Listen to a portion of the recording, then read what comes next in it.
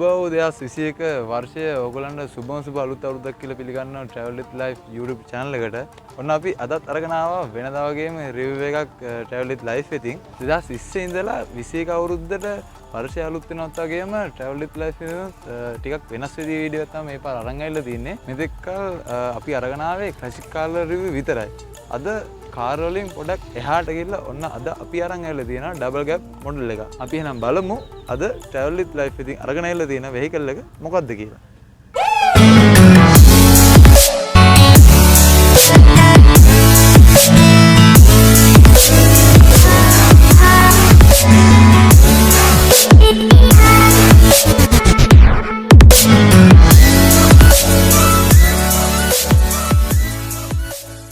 ඉතින් අද Travel with Life ඉතින් අරන් ඇවිල්ලා තියෙන්නේ Toyota Land Cruiser V8 කියන මොඩල් එකේ 79 series එක.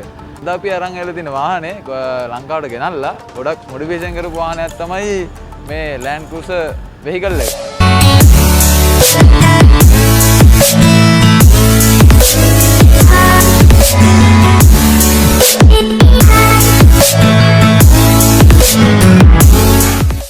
ඉතින් මේ ඉන්නේ සනුත් මල්ලි. සනුත් මල්ලි සාදරයෙන් අපේ channel එකට පිළිගන්නවා. එහෙනම් මල්ලි අපි මුලින්ම මේ vehicle එකේ model එක සහ වර්ෂය ගැන කතා කළොත් කොහොමද මල්ලි? මේක 2019 Land Cruiser 79 series කියන එක. 79 series එකේ V8 එක මේක. V8 double cab එක. මේක එන්නේ LX V8 කියලා. LX V8. මේක 4.5 litre V8 turbo engine එකක් තියෙන මේකේ. මේක සිලින්ඩර් දාලා 208ක් තියෙනවා. සිලින්ඩර්ස් 8ක් තියෙනවා. සිලින්ඩර්ස් 8 V shape එකට තියෙන්නේ. V shape එක. එතකොට තමයි මේක එන්ජින් එක බර අඩු කරගෙන තමයි V shape එකට හදලා තියෙන්නේ. බර අඩු වෙන්න තමයි V shape එකට ඇවිල්ලා තියෙන්නේ. හරි. 1984 ඉඳන් මේ වාහනේ මැනුෆැක්චර් කරන්නේ. මේක ඇවිල්ලා Toyota ලගේන කියන්නේ Toyota කම්පැනි එකේ මැනුෆැක්චර් කරන ගොඩක් off road performance තියෙන වාහනයක්. මේක කොහොමත් ඒ කාලේ ඉඳන්ම කියන්නේ 1984 ඉඳන්ම off road capability එකට තමයි මේ වාහනේ හදන්නේ. වාහනේ හදලා තියෙන්නේ. ඒ කියන්නේ off road model එකම තමයි ගොඩක් හදන්නේ. මේක කම්පැනියෙන් කියන්නේ මේක කම්පැනියෙන් එළියට අරන් මුකුත් මොඩිෆිකේෂන් නොකර වුණත් ඕනම කැලේක ඕනම වලක ඒ කියන්නේ ඕන මඩවලක හරි වතුර වලක හරි ගඟක හරි වුණත් යන්න පුළුවන් කියලා. මේක අර ස්නෝකල් එකේ මට්ටම වෙනකම්. ස්නෝකල් එක ඇවිල්ලා තින්නේ ඒ හේතුවින්ද තමයි. මේක අනිත් එක මේ වාහනේ ඔරිජිනල් ඒ කියන්නේ කම්පැනි එකෙන් මැනුෆැක්චර් කරද්දිම ස්නෝකල් එන වාහනේ. ස්නෝකල් එක එන වාහනේ. එතකොට මල්ලි මේ වාහනේ කරලා තියෙන මොඩිෆිකේෂන් එක මේ වාහනේ හම්බලා තියෙන පර්ෆෝමන්ස් මොනවද කියලා දැනගත්තොත්? මේ වාහනේ කරලා තියෙන මොඩිෆිකේෂන්ස් අනුව මේකට මුලින් මේ කියන්නේ කම්පැනි එකෙන් මැනුෆැක්චර් කරද්දි මේකට එන ටයර් සයිස් එක තමයි 265 කියන ටයර් සයිස් එක. මේකට දැන් දාලා තියෙන 35 කියන ටයර් එක. ඒ කියන්නේ 315 75 16 කියන ටයර් සයිස් එක. කියන්නේ මේකේ alloy wheels උත් ඔරිජිනල් ඉන්නේ 16. ඒ වුණාට මේකේ තියෙන alloy wheels අයින් කරලා අපි steel wheels දාලා තියෙන ඒකත් 16 වුණා දාලා තියෙන්නේ. 16. මේක දැන් මේකේ වින්චර්ස් එක මාරු කරලා තියෙන එක. මේකට ඔරිජිනල් වින්ච් එකක් එන්නේ නැහැ. මේකට වින්ච් එකක් හයි කරලා ඊට පස්සේ ස්ටීල් බම්ප් එකක් හයි කරලා මේ බම්ප් එකස් එහෙම මුකුත් ඔරිජිනල් එන්නේ නැහැ. ඊට පස්සේ මේ ඇන්ටනා එකක් හයි කරලා මේකෙන් තමයි කියන්නේ රේඩියෝ සිග්නල්ස් ඊට පස්සේ වෝකි ටෝකි සිග්නල්ස් ඔක්කොම මේව ගන්න මේකෙන්. ඊට පස්සේ මේ වෙනම එන ලයිට් ස්කූප් ලයිට්ස් මේ වගේ ලයිට්ස් දෙකක් තියෙනවා LED ලයිට්ස් දෙකක්. LED ලයිට් බාර් දෙකක්. මේ ඇවිල්ලා වින්ච් එකේ කන්ට්‍රෝල් බොක්ස් එක. මේකෙන් තමයි මේ වින්ච් එක කියන්නේ කන්ට්‍රෝල් කරන්නේ ඔක්කොම. ඔව්. මේ ඇවිල්ලා ටෝ හුක්ස් මේවෙන් තමයි හදිසිය හරි වාහනේ කොහෙක හරි එරුණාම ඇදලා ගන්න තියෙන මේවෙන් තමයි. ඒකේ දැන් එන ස්ටෑන්ඩඩ් උසට වඩා අපි කියන්නේ ඕෆ් රෝඩ් යන්න ඕන හින්දා තව අඟල් දෙකකින් උසට දෙනවා. ඒ කියන්නේ 2 inch lift kit එකක් දාලා තිනවා මේකට. මේක දාලා තින්න Iron Man කියන බ්‍රෑන්ඩ් එකකින්. මේකට මේ wheel arches එහෙම ස්ටෑන්ඩඩ් එන wheel arches තියෙන්නේ. මේව මම මේ ගෙන කලර් එක වෙන කලර් එකක් මම මේක බ්ලැක් කරලා තියෙන්නේ. ඒ කියන්නේ මේකේ shell එක මේ එතනින් ගියාම මේ එන පැත්තේ එජස් මේ සේරම මං වෙන කලර් එකකට බ්ලැක් කරලා තියෙන්නේ. මේක ඔක්කොම එන්නේ සිල්වර් කලර් එකේ. මම මේ සේරම බ්ලැක් කරලා තියෙන්නේ. උඩට හුඩ් ට්‍රැක් එකක් හයි කරලා තියෙන මොඩිෆිකේෂන්ස් වලට. මේට අමතරව ඊට පස්සේ පිටිපස්සට මං හයි කරලා තියෙන්නේ ස්පෝර්ට් බාර් එකක්. ඒක හයි කරලා තියෙන්නේ මේ හදිසිය හරි කෑන් මේ බොනට් එක මේක නම් ඔරිජිනල් එන මේ ස්කූප් එකත් එක මේක ඔරිජිනල් ඉන්නේ. මේක එන්නේ අර V8 කියන එකට විතරයි. මේක එනවා දෙකක්. එකක් එනවා 6 cylinder ඉන්ක්ලයින් එකක්. මේක තමයි V8 කියන එක. V8 කියන මොඩල් එක තමයි V8 මොඩල් එකට තමයි මේ බොනට් එක එන්නේ. මේ විදිහට ස්කූප් එකත් එක්ක අර ඒ කියන්නේ මේක ඉන්ටර්කූලර් ටර්බෝ නේ. ඉන්ටර්කූලර් එක මේ වෙන්න තමයි මේ ස්කූප් එක එන්නේ. ස්කූප් එක. මේකේ ඔරිජිනල් ස්ටෑන්ඩඩ් ඒ කියන්නේ ස්ටෑන්ඩඩ් වෙහිකල් එකට එන්ජින් එකට හෝස් පවර්ස් එන්නේ හෝස් පවර් 202ක්. මම මේක ස්ටේජ් 2 වලට ECU එක අප්ඩේට් කරලා තියෙනවා. එතකොට මේකේ හෝස් පවර් ගාන 268ක් වෙලා තියෙනවා. 268. ඊට පස්සේ මේකේ ස්ටෑන්ඩඩ් එක්සෝස්ට් එක වෙනස් කරලා වෙනම 3 ඉන්ච් වලින් මේකේ ටර්බෝ එකෙන් අරන් තියෙනවා 3 ඉන්ච් වලින් ස්ටෑන්ඩඩ් ඒ කියන්නේ එන එක්සෝස්ට් එක මාරු කරලා 3 ඉන්ච් වලින් එක්සෝස්ට් එකක් අරන් තියෙන ස්ටේන්ලස් ස්ටීල් වලින්. මේකේ තියෙන ඔක්කොම ගෙඩි ටික ගලවලා තියෙන එකකින්ද. එතකොට අර එන එක්සෝස්ට් එකේ එන එක්සෝස්ට් එකේ එම්බිඩිම පවර් එක එලියට යන්නේ හදලා තියෙන. එතකොට අර ගොඩක් පවර් එකකින් පර්ෆෝමන්ස් වැඩි වෙනවා. මේකේ ස්ටෑන්ඩඩ් එන සයිස් ස්ටෙප්ස් ස්පෝර්ට් බාස් ඔක්කොම මාරු කරලා මම ඒවත් ස්ටීල් වලින් ඔක්කොම හදලා තියෙන. ඒ කියන්නේ රෝෆ් රෝඩ් යන ලේසින්. එතකොට වැදුනට මුකුත් වෙන්නේ නැහැ නේ. ගොඩක් හයියයි නේකින්ද ඔය මාරු කරලා තියෙන්නේ. ඇලෝ වීල්ස් මාරු කරලා තියෙන්නේ. ඇලෝ වීල්ස් නෙමෙයි මේකේ තියෙන්නේ ස්ටීල් වීල්ස්. යකට වීල්ස් දාලා තියෙන්නේ. අපිට කියන්නකෝ මල්ලි මේක ඉන්ටීරියර් ගැන පොඩ්ඩක්. මේක ඉන්ටීරියර් නම් මේක ඇතුළ වෝටර් ප්‍රූෆ් නෙමෙයි. මේක ඇතුළ වතුර එනවා. ඇත්තටම කියන්න බෑනේ ඒක. ඒ කියන්නේ මේක හැබැයි කොච්චර වතුරවත් මේක ඉලෙක්ට්‍රික් කෑරි අඩු හින්දා වතුර එන එකෙන් හානියක් වෙන්නේ නැහැ. ඒ කියන්නේ අර ඕෆ් රෝඩ් කේබල් ටිකට හදලා තියෙන හින්දා වතුර ආවට එහෙම වැඩි මුකුත් වෙන්නේ නැහැ. ඒ කියන්නේ මුකුත්ම වෙන්නේම නැහැ සාමාන්‍යයෙන්. මේකේ අර අනිත් වාහන කියන්නේ අලුත්ෙන් එන වාහන වල මේ කොච්චර අලුත් වාහනයක් වුණාද අලුත්ෙන් එන වාහන වල වගේ ලෙදර් ඉන්ටීරියර් එහෙම කිසි දෙයක් නැහැ. මේක තනිකර ස්ටෑන්ඩඩ් ඇවිල්ලා තියෙන්නේ. අර ස්ටෑන්ඩඩ් ඇවිල්ලාම තියෙන්නේ ඕෆ් රෝඩ් යන්න ඕනේ කේබල් එකේ හින්දා. ඒක එතකොට මේකේ මම දොරවල් වල ස්පීකර් පොඩ්ස් එහෙම අලුතෙන්ම මාරු කරලා තියෙන. කියන්නේ මේකට ඔරිජිනල් ස්පීකර් පොඩ්ස් එන්නේ නැහැ. ඒවට මම වෙනම ස්පීකර් පොඩ්ස් හදලා දොරවල් හතරටම ස්පීකර්ස් වල පොඩ්ස් දාලා තියෙන්නේ. දාලා ස්පීකර්ස් වෙනස් කරලා මේකේ මුළු ඒ කියන්නේ සරවුන්ඩ් සිස්ටම් එක මම වෙනස් කරලා තියෙන්නේ. ඒක කරලා තියෙන්නේ මේ ඉන්ෆිනිටි වලින්. මල්ලි මේ වාහනේ පැසෙන්ජර් සීට් ගැන කතා කරලා කොහොමද මල්ලි සාමාන්‍ය කී දෙනෙක්ද සපහසුවෙන්? ඩ්‍රයිවර්ත් එක්ක ඔක්කොටම 5 දෙනෙක්ට සපහසුවෙන් කියලා යන්න පුළුවන්. ඕන දුරක් ගිහලා එන්න පුළුවන්. ඕන දුරක් ගිහින් එන්න පුළුවන්. අනිත් එක මේක අනිත් ඩබල් කැබ්ස් වලට වඩා පිටිපස්සේ ගොඩක් ඉඩ තියෙනවා. ඉඩ තියෙනවා. ඔව්. ඒ කියන්නේ රියර් යන පැසෙන්ජර්ස් වලට ගොඩක් ඉඩ තියෙනවා අනිත් ඩබල් කැබ් වලට වඩා. වඩානේ.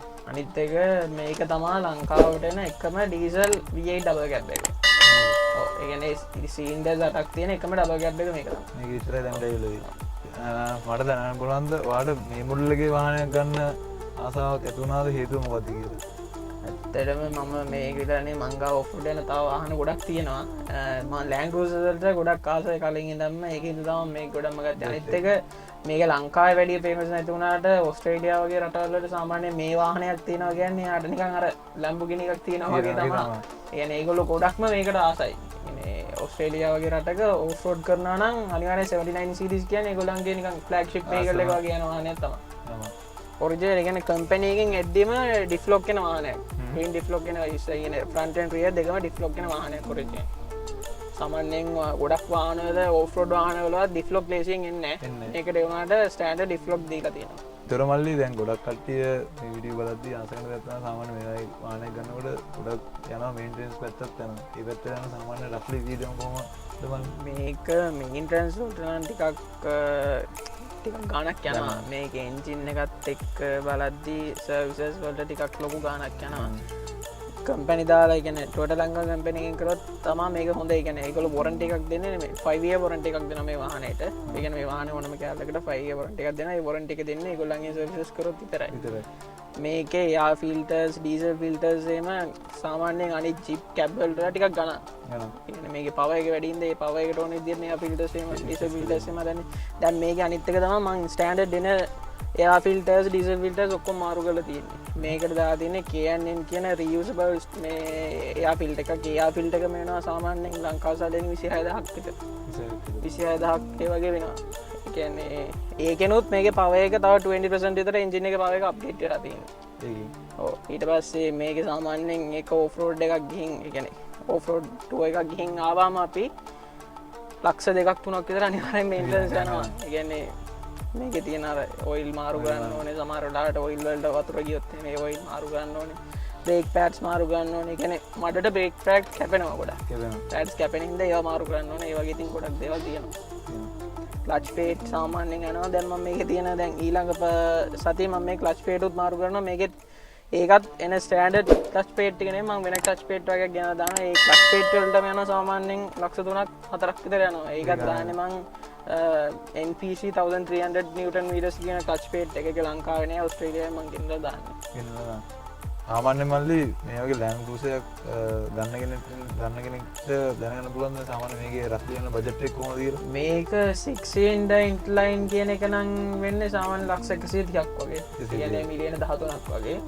මේක වෙනවා මේක V8 ඩබල් කැබ් එක වෙනවා මිලියන 17ක් විතර 170ක් විතර වෙනවා. හැබැයි ඉතින් මේක මොඩිෆිකේෂන් කරන්න නම් ටිකක් ලොකු ගාණක් යනවා. සාමාන්‍යයෙන් ලක්ෂ තව ගන්නවට වඩා තව ලක්ෂ 30ක් විතර මොඩිෆිකේෂන් වල 30ක් 40ක් විතර මොඩිෆිකේෂන් වලට බෑනවා.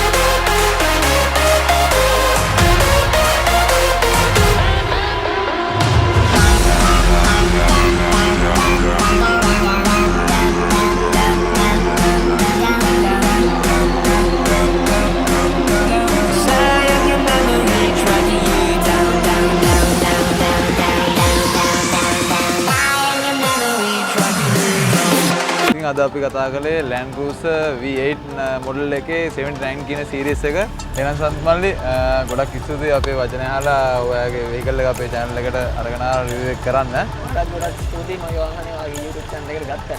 ඉතින් අපි ලබන සතියේ තව වීඩියෝ එකක් කරගෙන එන්න බලාපොරොත්තු වෙමින් ඉන්නේ. එතකන් අපේ channel එක subscribe කරලා තියාගන්න. එහා පැත්තේ bell icon click කරන්නත් අමතක කරන්න එපා. ඉතින් අපි අදට ගිහින් එන්න.